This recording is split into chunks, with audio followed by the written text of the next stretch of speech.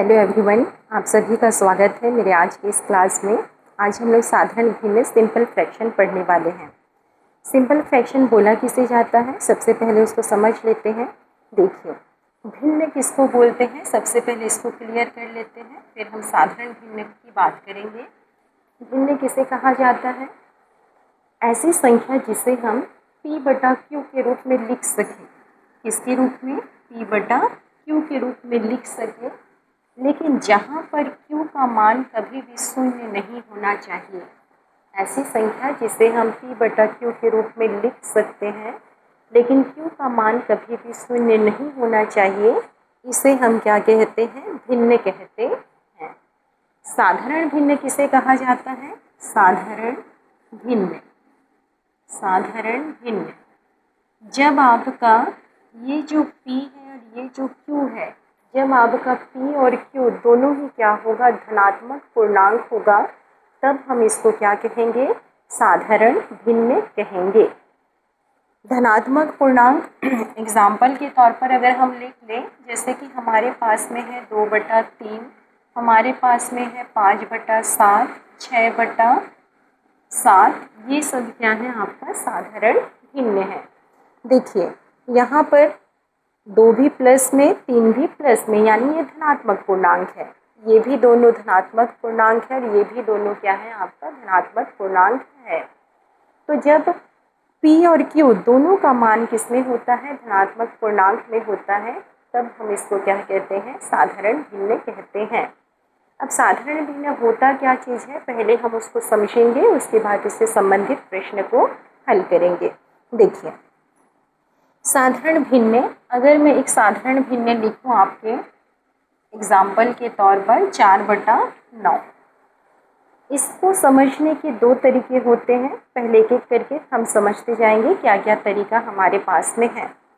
देखिए, हम ये जानते हैं यहाँ पर जो ऊपर वाली संख्या होती है, इसको हम क्या कहते हैं? अंश कहते हैं, और नीचे वाली जो संख्या होती है, इसे हम क्या कहते हैं? हर कहते हैं। ये जो छोटी सी लाइन आपको दिख रही है, जिसे हम क्या कहते हैं? बटा कहते हैं। बटे से ऊपर वाले को अंश और बटे से नीचे वाले को हर कहते हैं। यहाँ पर 2 आपका अंश है, 3 आपका हर है। अंश को अंग्रेजी में क्या कहा जाता है? न्यूमरेटर। न्यूमरेटर। और हर को हम क्या कहते हैं? डिनोमिनेटर। न्यूमरेटर और डिनोमिनेटर, ऊपर वाले को अंश और नीचे वाले को हर कहते हैं। ऊपर वाले को न्यूमरेटर और नीचे की संख्या वाले को हम क्या कहते हैं? नीचे की संख्या को डिनोमिनेटर कहते हैं। बटे से ऊपर और बटे से नीचे। याद रखने के लिए आपके पास एक ट्रिक है। ऊपर अगर हम यहाँ लिखें तो आप देख पा रहे हैं कि ये दोनों दिखने में एक जैसा है, ये और ये, यानी ऊपर वाले संख्या को हम क्या कहेंगे? अंश कहेंगे। अगर यहीं पे मैं लिखूँ डाउन, तो आप देख पा रहे हैं कि ये दोनों क्या है? dd से स्टार्ट होता है, यानी जो डाउन में, जो नीचे में जो संख्या होगा, हम उसको क्या कहेंगे? डिनोमिनेटर कहेंगे। अब समझना ये है कि साधारण भिन्न होता क्या है। देखिए, मैंने एक एग्जाम्पल के तौर पर एक साधारण भिन्न लिखा, क्या? 4/9। अब इसको समझने के 2 तरीके होते हैं। पहले तरीके को हम समझते हैं। पहले तरीके में आपको ये याद रखना है कि अंश, जितना अंश उतनी वस्तु, जितना हर उतना टुकड़ा। जितनी अंश उतनी वस्तु, जितना हर उतना टुकड़ा। कैसे समझते हैं? देखिए, मान लीजिए आपके पास एक वस्तु है, उस वस्तु का हमें कितने टुकड़ा करना है? 9 टुकड़ा करना है, क्योंकि हमने अभी अभी पढ़ा, क्या पढ़ा? कि जितना उसका अंश उतनी वस्तु, और जितना उसका हर उतना क्या है? टुकड़ा है। आपके पास एक वस्तु है, उस वस्तु का आपको कितना टुकड़ा करना है? 9 टुकड़ा। तो हमने उसका 9 टुकड़ा कर लिया। अगर इस 9 टुकड़े में से हम एक टुकड़ा, एक वस्तु के एक टुकड़े को ले, तो हमें कितना मिलेगा? 1/9 मिलेगा।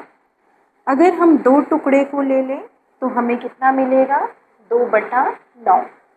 अगर हम 3 टुकड़े को लें तो हमें मिलेगा 3/9। अगर हम 4 टुकड़े को लें तो हमें कितना हिस्सा मिलेगा? 4/9। एक एग्जाम्पल अगर मैं और लिखूँ 3/8, जिसमें ये क्या है आपका अंश है। हम जानते हैं कि बटे से ऊपर वाले संख्या को अंश और बटे के नीचे वाले संख्या को क्या कहते हैं? हर। न्यूमरेटर और डिनोमिनेटर। आपको करना क्या है, एक वस्तु लेना है और उसको 8 भागों में बांटना है। ठीक है, बांटते हैं। हमने एक वस्तु ले लिया और हमने इसको कितने भागों में बांट दिया? 8 भागों में बांट दिया। उस 8 भाग से हमें कितना हिस्सा लेना है? 3 लेना है, क्योंकि हमने पढ़ के रखा है कि जितना अंश उतनी वस्तु, जितना हर, जितना टुकड़ा, जितना हर उतना टुकड़ा। तो हमें 3 भाग लेना है। तो अगर हम ऐसे 3 भाग को ले ले तो हमें कितना मिलेगा? 3/8 मिलेगा। वस्तु की आकृति कैसे भी हो सकती है, इस आकृति में हो सकता है आपका, इस आकृति में भी हो सकता है। अगर इस आकृति में है तो हम इसको 8 हिस्से में कैसे बांट देंगे? ऐसे बांट देंगे। और फिर इसमें से हम कितने हिस्से को ले लेंगे? 3 हिस्से को ले लेंगे। ये हमारा 3 हिस्सा। तो ये 3/8, ये 3/8 और ये आपका कितना हो जाएगा? 4/9। ये आपका क्या है? साधारण भिन्न है। अब इससे संबंधित प्रश्न पूछेगा। एक चीज़ और समझना है हमें यहाँ पर। मैंने बोला था कि 2 तरीक़ों से समझना है आपको। एक तरीका ये हुआ कि जितनी वस्तु, जितना अंश उतनी वस्तु, जितना हर उतना टुकड़ा। एक ये होता है कि हमारे पास कितनी वस्तुएं हैं? 4 वस्तुएं हैं, जिसे हमें 9 लोगों में क्या करना है? बांटना है। तो 4 वस्तु है और 9 लोगों में बांटना है, तो प्रत्येक को कितना मिलेगा? तो प्रत्येक को मिलेगा 4/9। या फिर इस उदाहरण से समझे तो हमारे पास में 3 वस्तु है जिसे हमें 8 लोगों में बांटना है। अगर हम 3 वस्तु को 8 लोगों में बांटेंगे तो हमें कितना मिलेगा? प्रत्येक को मिलेगा 3/8। 2 तरीका। प्रथम तरीका ये है कि आप एक वस्तु को 9 टुकड़े में बांट दीजिए और उसमें से आप 4 भागों को ले लीजिए तो आपको मिलेगा 4/9। या फिर हमारे पास 4 वस्तुएं हैं जिसको 9 लोगों में हमें क्या करना है? बांटना है। अगर 4 वस्तुओं को 9 लोगों में बांटेंगे तो प्रत्येक को कितना मिलेगा? 4/9वां भाग मिलेगा। अब देखिए, साधारण भिन्न से संबंधित जब प्रश्न पूछा जाएगा तो आपसे 2-3 टाइप के प्रश्न होंगे। एक एक करके हम उसको समझेंगे। पहला प्रकार हम पढ़ रहे हैं क्या? आरोही और अवरोही। आप सब जानते हैं कि आरोही और अवरोही क्या होता है। ये हमारा टाइप 1 का प्रश्न होगा, जिसमें हमें पूछा जा सकता है क्या? आरोही क्रम और अवरोही क्रम। घटता क्रम और बढ़ता क्रम है। घटते क्रम में लिखा होगा और बढ़ते क्रम में लिखा होगा, तब तो तुरंत पढ़ के ही समझ में आ जाता है कि इसको किस क्रम में जमाना है, घटते कि बढ़ते। अगर ऐसा लिखा है आरोही क्रम और अवरोही क्रम, असेंडिंग ऑर्डर और डिसेंडिंग ऑर्डर, अगर ऐसा लिखा है तो देखिए पहले समझना है कि आरोही बोला किसे जाता है, अवरोही बोला किसे जाता है। तो एक होता है बढ़ता क्रम और एक होता है घटता क्रम। वही दोनों को उसने क्या लिख के रखा है? आरोही क्रम और अवरोही क्रम। तो देखिए ये बड़े आ से क्या होता है? आम। बड़े आ से आम, यानी हमें क्या करना है? बढ़ते जाना है। और बढ़ते जब जाते हैं तो क्या बनता है? वो बढ़ता क्रम बनता है। और अवरोही में देखिए क्या लिखा है? छोटे अ से अनार लिखा है। छोटे अ से यानी छोटे की तरफ जाना है। तो जब हम छोटे की तरफ जाते हैं तो इसको क्या बोलते हैं हम? घटता क्रम। एक होता है बढ़ता क्रम और एक होता है घटता क्रम। असेंडिंग ऑर्डर और डिसेंडिंग ऑर्डर। असेंडिंग ऑर्डर किसको बोलते हैं? ये आपका क्या है? Ascending order. और ये आपका क्या है? Descending order. असेंडिंग यानी बढ़ते जाना है, पहले छोटा फिर उससे बड़ा फिर उससे बड़ा और लास्ट में सबसे बड़े को लिखेंगे। डिसेंडिंग ऑर्डर यानी घटते जाना है, यानी पहले बड़े को लिखना है फिर उसके बाद उससे छोटा और लास्ट में सबसे छोटे वाले को हमें क्या करना होगा? लिखना होगा। आरोही क्रम, अवरोही क्रम। आरोही में बड़े आ से आम है यानी बढ़ते जाना है, यानी बढ़ता क्रम। अवरोही में छोटे अ से अनार है, यानी छोटे की तरफ जाना है, यानी क्या करना है, बड़े से छोटा यानी घटते क्रम में आपको क्या करना है, उसको जमाना है। चलिए प्रश्न देखते हैं। प्रश्न आपके पास क्या होगा, या तो वो आरोही क्रम में जमाने के लिए बोलेगा या फिर अवरोही क्रम में आपको जमाने के लिए बोलेगा। किसको जमाना है, हमें साधारण भिन्न सिंपल फ्रैक्शन को हमें बताना है कि इनमें से कौन सा छोटा है कौन सा बड़ा है। तो देखिए इसके 4 कंडीशन होते हैं, एक एक करके पढ़ते जाएंगे। सबसे पहले आपको देखना है कि हमारे पास जो साधारण भिन्न दिया गया है क्या उसका हर बराबर है कि नहीं है। हर यानी क्या, डिनोमिनेटर। डिनोमिनेटर आपका इक्वल है कि नहीं, सबसे पहले आपको ये चेक करना है कि जो हमारा डिनोमिनेटर दिया गया है वो बराबर है कि नहीं है। तो देखिए अगर प्रश्न आपको ऐसा मिला, प्रश्न मिला मान लीजिए आपके पास में 6/7 और है आपके पास 2/7, 5/7, 3/7। इसमें से आपको छांट कर बताना है कि कौन सा इनमें से कौन सी बड़ा संख्या बड़ी भिन्न है और कौन सी छोटी भिन्न है। तो देखिए पहला क्या चेक करना है आपको, हर बराबर है कि नहीं है। पहले ये देखना है कि बराबर है कि नहीं है। बराबर होगा तो कुछ नियम लगेगा, बराबर नहीं होगा तो दूसरा नियम लगेगा। तो हम देख पा रहे हैं कि यहाँ पर जो भी भिन्न लिखा हुआ है, आप देख पा रहे हैं कि 6/7, 2/7, 5/7 और 3/7 लिखा है आपके बोर्ड पर। ये हम देख पा रहे हैं कि चारों ही भिन्न में क्या है, आपका जो हर है समान है, सब में ही क्या है, 7 है। जब आपका डिनोमिनेटर इक्वल होगा, आपका हर समान होगा, उस स्थिति में आपको क्या करना है, जब हर बराबर होगा तो आपको क्या करना है, सभी के अंश में जो संख्या लिखा है उसको देखना है, न्यूमरेटर को चेक करना है।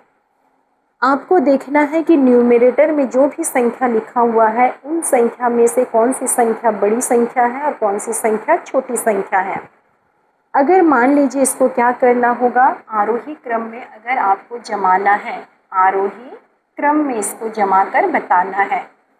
अब आरोही क्रम यानी क्या होगा, बढ़ते क्रम में इसको लिखना है।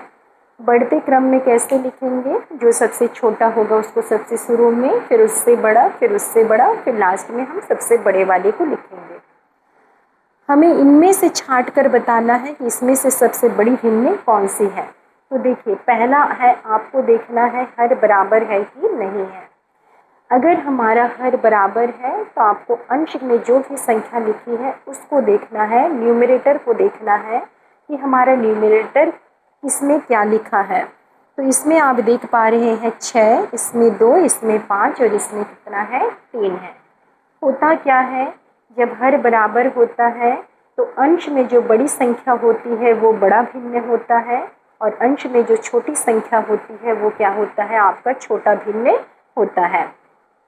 तो देखिए जो बड़ी संख्या है वो बड़ा भिन्न, यानी ये आपका बड़ा भिन्न है, और जो छोटी संख्या है ये सबसे छोटी संख्या है, यानी ये आपका क्या होगा, सबसे छोटा भिन्न होगा। आरोही क्रम में जमाना है यानी छोटे से बड़े की तरफ में जाना है। तो सबसे शुरू में किसको लिखेंगे हम, 2/7, उसके बाद आएगा 3/7, उसके बाद आएगा 5/7 और लास्ट में क्या लिखाएगा हमारा, 6/7। ये आपका प्रश्न है फ्रैक्शन का, सिंपल फ्रैक्शन है जिसको आपको आरोही क्रम में जमाना था। तो पहला आपको क्या चेक करना है कि हमारा हर बराबर है कि नहीं, डिनोमिनेटर बराबर है कि नहीं, इक्वल है कि नहीं। अगर हर बराबर हुआ तो आपको अंश को देखना है, अंश में जो बड़ी संख्या होगी वो बड़ा भिन्न होगा, अंश में जो छोटी संख्या होगी वो आपका क्या होगा, छोटा भिन्न होगा। अब बात करें अगर हम एक दूसरे एग्जाम्पल का, जैसे कि मैंने लिखा आपके पास में यहाँ 9, मान लीजिए 4/9 है, 2/9 है, 7/9 है और आपके पास है 5/9। इसको आपको किस क्रम में जमाना है, अवरोही क्रम में। अवरोही क्रम यानी हम जानते हैं कौन सा क्रम होता है, घटते क्रम में जमाना है। घटते क्रम यानी बड़े को पहले, फिर उससे छोटा, फिर उससे छोटा और लास्ट में सबसे छोटे वाली को लिखेंगे।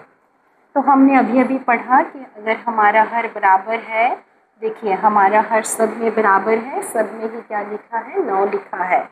हर बराबर है तो अंश को देखना है, अंश में जो बड़ी संख्या वो बड़ा भिन्न, अंश में जो छोटी संख्या वो छोटा भिन्न होगा।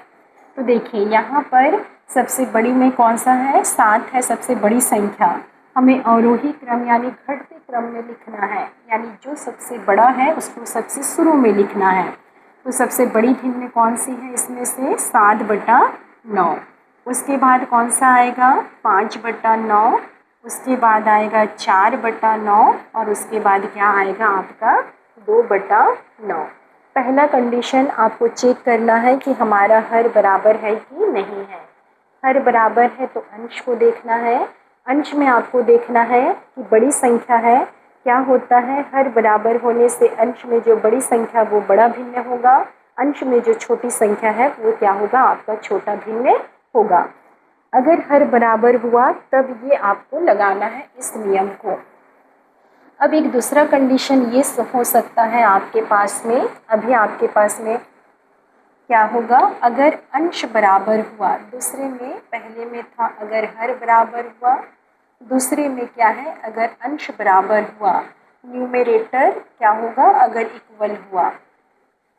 देखिए एग्जाम्पल लिखते हैं हम, न्यूमरेटर अगर इक्वल है, मान लीजिए पहला एग्जाम्पल है आपके पास में, आपके पास है 3/5, आपके पास है 9/5, 4/5 और फिर आपके पास में है मान लीजिए 8/5 और 2/5। इनको आपको क्या करना है, सभी को मान लीजिए आरोही क्रम में व्यवस्थित करना है। आरोही क्रम यानी बढ़ते क्रम, यानी जो सबसे छोटा होगा उसको शुरू में लिखेंगे, फिर उससे बड़ा, फिर उससे बड़ा, लास्ट में सबसे बड़े वाले को लिखेंगे। अरे अंश बराबर करना है, मैंने हर बराबर कर दिया, अंश को बराबर करके लिखते हैं। आपके पास में मान लीजिए 3/5, आपके पास 3/7, 3/8, 3/4 और फिर है 3/11। ये आपका पहला प्रश्न है। इसको आपको क्या करना है, आरोही क्रम में जमाना है। पहला सबसे पहले जो भी प्रश्न होगा आप सबसे पहले चेक करोगे कि हर बराबर है कि नहीं है, उसके बाद हम उससे आगे बढ़ेंगे और फिर आगे का चेक करेंगे। सबसे पहले हमें देखना है कि हर बराबर है कि नहीं है।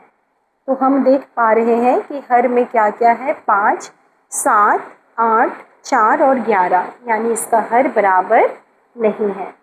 अब आपको क्या देखना है कि अंश बराबर है कि नहीं, न्यूमरेटर उसका इक्वल है कि नहीं। तो हम देख पा रहे हैं कि सब में ही क्या लिखा है, 3-3 लिखा हुआ है, यानी हमारा न्यूमरेटर क्या है, बराबर है, इक्वल है।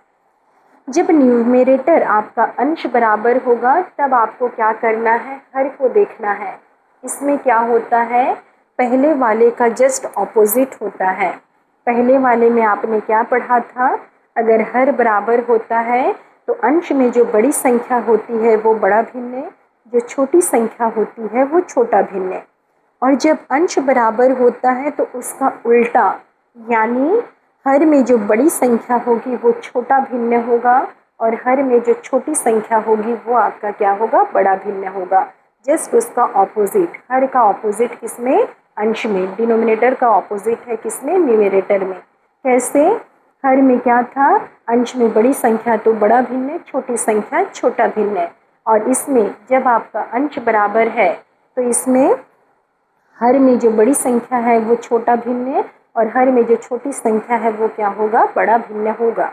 तो देखिए आरोही क्रम में जमाना है, यानी बढ़ते क्रम में जो सबसे छोटा है उसको सबसे शुरू में लिखना है। तो हम देख पा रहे हैं इनमें से सबसे बड़ी संख्या है 11, यानी ये सबसे छोटा भिन्न होगा जिसको हम सबसे शुरू में लिखेंगे 3/11। उसके बाद क्या आएगा आपका 3/11 के बाद आ जाएगा 3/8, फिर आएगा 3/7, फिर आएगा 3/5 और फिर क्या आएगा 3/4 आएगा। आप देख रहे हैं ये सबसे छोटा है और ये सबसे बड़ा है। आपने साधारण भिन्न पढ़ते समय समझा था कि एक वस्तु को अगर हम 4 भाग में बांटें और उसका 3 हिस्सा ले लें तो हमें क्या मिलेगा 3/4 मिलेगा।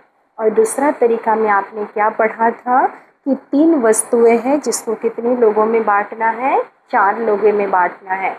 तो देखिए 3 वस्तु है अगर हम उसको 11 लोगों में बांटें या फिर 3 वस्तु है उसको हम 4 लोगों में बांटें, तो इसमें बांटने और इसमें बांटने में हमें किस में ज़्यादा हिस्सा मिलने वाला है, इसमें, क्योंकि इसमें क्या है वस्तु 3 है और उसको 4 लोगों में बांटना है मात्र, यानी प्रत्येक को जो भी हिस्सा मिलेगा इसके तुलना में ज़्यादा मिलेगा, क्योंकि यहाँ 11 लोगों में बटाएगा वो चीज़ और यहाँ पर मात्र 4 लोगों में ही बटाएगा वो चीज़।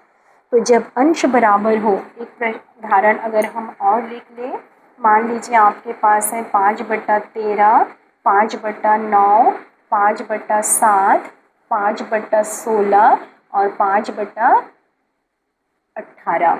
इसको आपको क्या करना है, अवरोही क्रम में जमाना है। अवरोही क्रम यानी हम जानते हैं क्या होता है, घटता क्रम। घटता क्रम यानी सबसे बड़े को सबसे शुरू में, फिर उससे छोटा, फिर उससे छोटा और लास्ट में सबसे छोटे को लिखना होगा। हमने पढ़ लिया कि जब अंश बराबर होता है तो हर को चेक करते हैं। हर में जो बड़ी संख्या होती है वो छोटा भिन्न होगा और जो छोटी संख्या होगी वो बड़ा भिन्न होगा। अवरोही क्रम यानी घटते क्रम यानी बड़े को सबसे शुरू में लिखना है। तो यहाँ हर में सबसे छोटा कौन है, ये, यानी ये सबसे क्या होगा, बड़ा भिन्न होगा। उसके बाद आएगा 5/9, उसके बाद 5/13, फिर आएगा 5/16 और फिर कितना आ जाएगा आपका 5/18। आपको आरोही क्रम में या अवरोही क्रम में अगर जमाना है तो सबसे शुरू में चेक करना है हर बराबर है कि नहीं। दूसरे बार में चेक करना है, अगर हर बराबर हुआ तो आप उसी नियम को लगाइए जिसको आपने पहले नंबर पर पढ़ा। अगर हर बराबर नहीं है तो आप दूसरे नंबर में जाइए, अंश बराबर है कि नहीं उसको चेक कीजिए। अगर अंश बराबर हुआ तो आपको क्या करना है, इस नियम को लागू करना है, वहाँ इस नियम से गणित को बनाना है। अगर मान लीजिए अंश भी बराबर नहीं है तब उससे एक स्टेप आगे बढ़ना है और फिर आगे का क्या नियम है उसको हम अभी पढ़ने वाले हैं। पहला है डिनोमिनेटर इक्वल है कि नहीं, दूसरे नंबर पर है कि न्यूमरेटर इक्वल है कि नहीं है। तीसरे नंबर पर आपको क्या जांचना है कि उसका कॉमन डिफरेंस सेम है कि नहीं।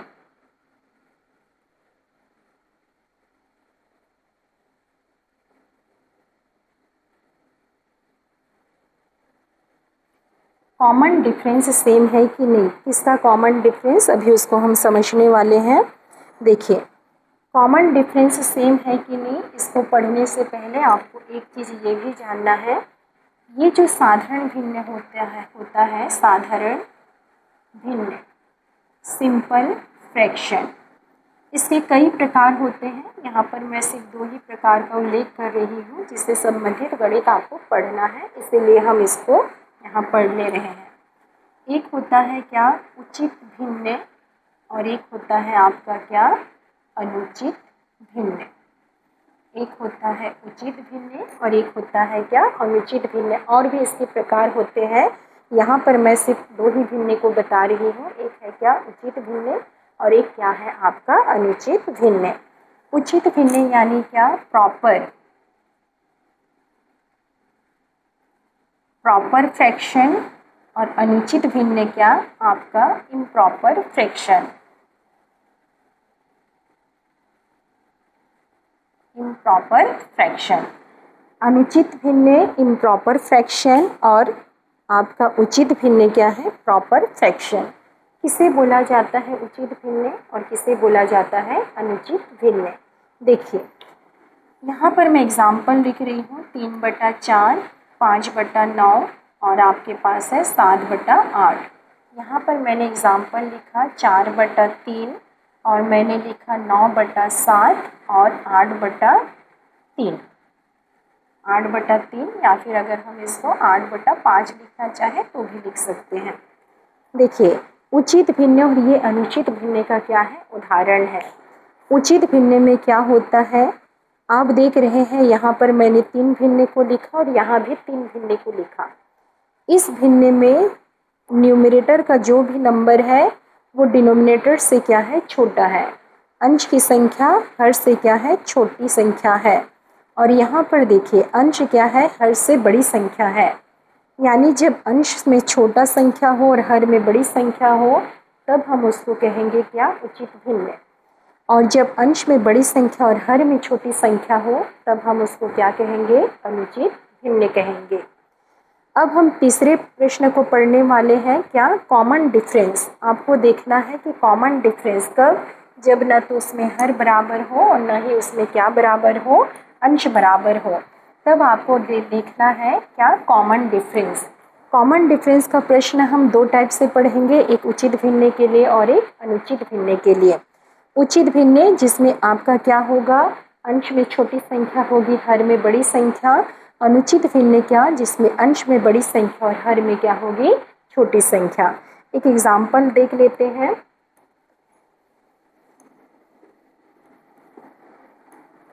मान लीजिए आपके पास प्रश्न है 5/7, 3/5, 5/7, 3/5, 11/13 और फिर 9/11। देखिए 5/7, 3/5, 11/13, 9/11। इसको आपको मान लीजिए जमाना है आरोही क्रम। आरोही क्रम में इसको जमा कर हल करना है। सबसे पहला आपको क्या चेक करना है कि आपका हर बराबर है कि नहीं, डिनोमिनेटर इक्वल है कि नहीं। तो हम प्रश्न में देख पा रहे हैं कि हमारा हर बराबर नहीं है। दूसरे नंबर पर आपको क्या चेक करना है कि क्या इसका अंश बराबर है कि नहीं, इसका न्यूमरेटर इक्वल है कि नहीं है। तो हम देख पा रहे हैं कि हमारा अंश भी बराबर नहीं है। जब हर भी बराबर न हो और जब अंश भी बराबर ना हो तब आपको तीसरा चीज़ क्या देखना है कि इसका जो कॉमन डिफरेंस है वो सेम है कि नहीं है। कॉमन डिफरेंस कैसे देखना है आपको, इन दोनों का बीच का जो अंतर है उसको देखना है। इन दोनों में बीच का अंतर है 2, इसमें भी है 2, इसमें भी है 2 और इसमें भी कितना है आपका, 2 है। सबके बीच में 2-2 का अंतर है, यानी इनका अंतर क्या है, समान है, यानी इनका कॉमन डिफरेंस क्या है, सेम है। जब कॉमन डिफरेंस सेम होगा तो आपको देखना है कि ये उचित भिन्न है कि अनुचित भिन्न है। तो हम देख पा रहे हैं कि मैंने जो प्रश्न लिखा इसमें जितने भी भिन्न दिया गया है सारे के सारे क्या है, आपका उचित भिन्न है।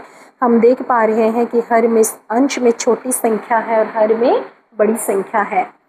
तो जब कॉमन डिफरेंस सेम हो और उचित भिन्न हो, आपको दोनों एक साथ बोलना है कि देखिए पहले नंबर पर हर बराबर नहीं है, दूसरे में अंश बराबर नहीं है, तीसरे में कॉमन डिफरेंस सेम है और उचित भिन्न है।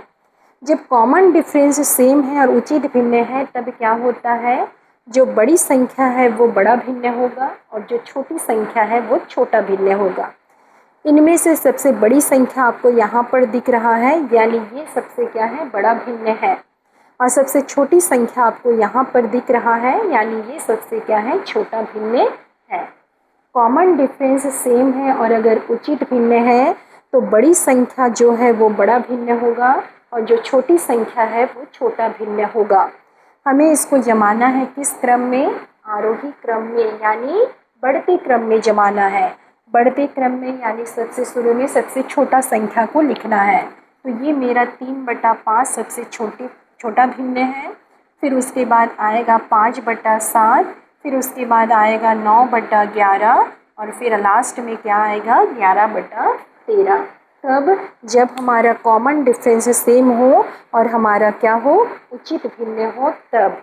एक प्रश्न अगर और मैं लिखूं, मान लीजिए आपके पास में है, आपके पास प्रश्न है 3/4, 9/10, 5/6 और 7/8। इसको आपको क्या करना है, ये था आपका उदाहरण नंबर 1, ये है 2। इसको आपको जमाना है अवरोही क्रम में। अवरोही क्रम यानी घटता क्रम। तो सबसे शुरू में आपको देखना है कि मेरा हर बराबर है कि नहीं है। तो हम देख पा रहे हैं कि इसमें हर बराबर नहीं है। दूसरे नंबर पर आपको देखना है अंश बराबर है कि नहीं है। तो हम देख पा रहे हैं कि इसमें अंश भी बराबर नहीं है। अब तीसरा कंडीशन आपको जांचना है कि इनका कॉमन डिफरेंस सेम है कि नहीं है। जांच लेते हैं। इनके बीच में है एक का अंतर, इनके बीच में भी है एक का अंतर, इनके बीच में भी एक का अंतर और इनके बीच में भी एक का अंतर, यानी कॉमन डिफरेंस क्या है आपका, सेम है। कॉमन डिफरेंस सेम है तो अब ये जांचना है कि ये उचित भिन्न है कि अनुचित भिन्न है। तो हम देख पा रहे हैं कि अंश छोटा हर बड़ा, अंश छोटा हर बड़ा, अंश छोटा हर बड़ा, अंश छोटा हर बड़ा है, यानी ये क्या है, उचित भिन्न है। अब इसको हमें किस क्रम में जमाना है, अवरोही क्रम में। तो जब कॉमन डिफरेंस सेम हो और उचित भिन्न हो तो हम जानते हैं कि बड़ी संख्या बड़ा भिन्न, छोटी संख्या छोटा भिन्न। घटते क्रम में जमाना है, यानी बड़े को सबसे शुरू में लिखना होगा। तो जो बड़ी संख्या है ये सबसे बड़ा भिन्न होगा 7/8। उसके बाद ये है 9/10। 9/10 यहाँ पर सबसे बड़ी संख्या है, यानी ये क्या होगा, सबसे बड़ा भिन्न होगा। क्या है हमारे पास में 9/10। उसके बाद में है 7/8, उसके बाद में है 5/6 और फिर लास्ट में हमारे पास कितना है, 3/4 है। अब देखिए ये किसका उदाहरण हो गया, उचित भिन्न का। अब हमें क्या पढ़ना है, अनुचित भिन्न इम्प्रॉपर फ्रैक्शन को पढ़ना है। इम्प्रॉपर फ्रैक्शन जिसमें कॉमन डिफरेंस सेम हो और इम्प्रॉपर फ्रैक्शन हो, यानी अनुचित भिन्न हो। अनुचित भिन्न कैसा होता है, जिसमें अंश में बड़ी संख्या और हर में क्या होती है, छोटी संख्या होती है। अगर मैं एग्जाम्पल के तौर पर लिखूं, मान लीजिए 4/3, 9/8, 7/6 और 11/10। ये आपका प्रश्न है। इस प्रश्न को आपको किस क्रम में जमाना है, आरोही क्रम में जमाना है। 4/3, 9/8, 7/6 और 11/10। आप देख पा रहे हैं कि सारे के सारे क्या है, अनुचित भिन्न है। क्यों अनुचित, देखिए अंश जो है वो हर से क्या है, अंश में बड़ी संख्या, इसमें भी अंश में बड़ी संख्या, इसमें भी अंश में बड़ी संख्या और इसमें भी अंश में क्या है, बड़ी संख्या है। अंश में बड़ी संख्या होने से वो अनुचित भिन्न होता है। चेक करना है शुरू से हर बराबर की है कि नहीं। तो हम देख पा रहे हैं कि हर बराबर नहीं है। दूसरे नंबर पर जांचना है आपको अंश बराबर है कि नहीं है। तो हम देख पा रहे हैं कि अंश भी बराबर नहीं है। तीसरे नंबर पर आपको जांचना है कि कॉमन डिफरेंस सेम है कि नहीं है। जांच लेते हैं। इनके बीच में है एक का अंतर, इनके बीच में भी है एक का अंतर, इनके बीच में भी एक का अंतर और इनके बीच में भी है क्या, एक का अंतर। कॉमन डिफरेंस सेम है और हमने अभी अभी देखा कि ये कैसा भिन्न है, अनुचित भिन्न है। तो जब कॉमन डिफरेंस सेम हो और अनुचित भिन्न हो तब क्या होता है, छोटी संख्या बड़ा भिन्न, बड़ी संख्या छोटा भिन्न। जस्ट इसका उल्टा, इसमें क्या होता है, कॉमन डिफरेंस सेम है और उचित भिन्न है तो बड़ी संख्या बड़ा भिन्न, छोटी संख्या छोटा भिन्न। और इसमें जस्ट उसका उल्टा, कॉमन डिफरेंस सेम है और अनुचित भिन्न है तो छोटी संख्या बड़ा भिन्न, बड़ी संख्या छोटा भिन्न होगा। इसको हमें जमाना है आरोही क्रम में, यानी बढ़ते क्रम में, यानी सबसे शुरू में सबसे छोटे को लिखना है। तो हम जानते हैं कि बड़ी संख्या छोटा भिन्न होगा, तो ये सबसे बड़ी संख्या है, यानी ये सबसे क्या होगा, छोटा भिन्न होगा। उसके बाद क्या आएगा आपके पास में 9/8, उसके बाद आएगा 7/6 और उसके बाद में आएगा क्या, 4/3 आएगा। देखिए 11/10 इसको हमने किस क्रम में जमाया, आरोही यानी बढ़ते क्रम में, यानी सबसे शुरू में सबसे छोटा को। तो जिसकी संख्या बड़ी है वो छोटा भिन्न होगा और जिसमें छोटी संख्या है वो बड़ा भिन्न होगा। इसलिए 11/10 शुरू में, फिर 9/8, फिर 7/6 और फिर क्या आएगा, 4/3 आएगा। हमने 3 कंडीशन पढ़ लिया, पहले हर बराबर है कि नहीं, फिर अंश बराबर है कि नहीं और फिर कॉमन डिफरेंस सेम है कि नहीं। जब हर बराबर होता है तो क्या होता है, हर बराबर होने से हमें अंश को देखना होता है। अंश में जो बड़ी संख्या होती है वो बड़ा भिन्न होता है, जो छोटी संख्या होती है वो छोटा भिन्न होता है।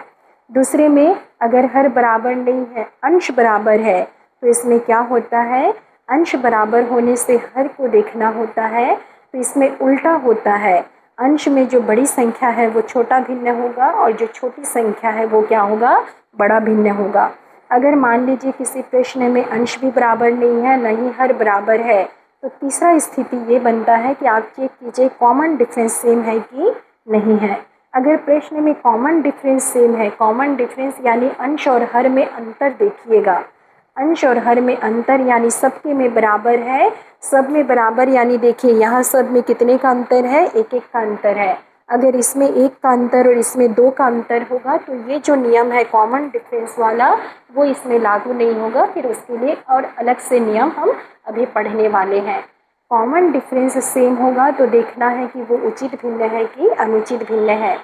कॉमन डिफरेंस सेम है और उचित भिन्न है, तब की स्थिति में क्या होता है, जो बड़ी संख्या है वो बड़ा भिन्न, जो छोटी संख्या है वो छोटा भिन्न। और अगर कॉमन डिफरेंस सेम है और अनुचित भिन्न है तब क्या होता है, इसका उल्टा, उचित का उल्टा होगा किसमें, अनुचित में। यानी जो बड़ा संख्या होगा वो छोटी भिन्न होगी और जो छोटी संख्या है वो बड़ी भिन्न होगी। चलिए, ये हमने 3 कंडीशन पढ़ लिया। अब हम चौथी कंडीशन को पढ़ने वाले हैं, क्या, क्रॉस मल्टीप्लिकेशन वाला। एक होता है हर बराबर है कि नहीं, एक अंश बराबर है कि नहीं, एक कॉमन डिफरेंस सेम है कि नहीं। अब हम क्या पढ़ेंगे, क्रॉस मल्टीप्लिकेशन। चौथे नंबर पर आएगा आपका क्रॉस मल्टीप्लिकेशन। चौथा नंबर क्रॉस मल्टीप्लिकेशन।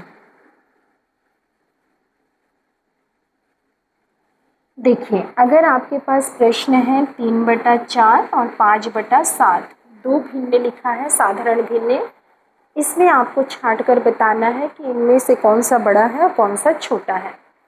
कैसे छांटेंगे, सबसे शुरू में इन्हीं क्रम से ही आपको बारी बारी से चेक करते जाना है। हम देख पा रहे हैं कि हर बराबर है कि नहीं, उसको जांचना है, तो दोनों में हर बराबर नहीं है। दूसरे नंबर में अंश बराबर है कि नहीं, उसको जांचना है, तो अंश बराबर नहीं है। तीसरे में ये जांचना है कि कॉमन डिफरेंस सेम है कि नहीं, तो हम देख रहे हैं कि इन दोनों में है 1 का अंतर और इन दोनों में है कितने का अंतर, 2 का अंतर, यानी इनका कॉमन डिफरेंस भी सेम नहीं है। तो ऐसी स्थिति में आपको क्या करना है, क्रॉस मल्टीप्लिकेशन करना है। इसका गुणा करना है इसके साथ में और इसका गुणा करना है इसके साथ में।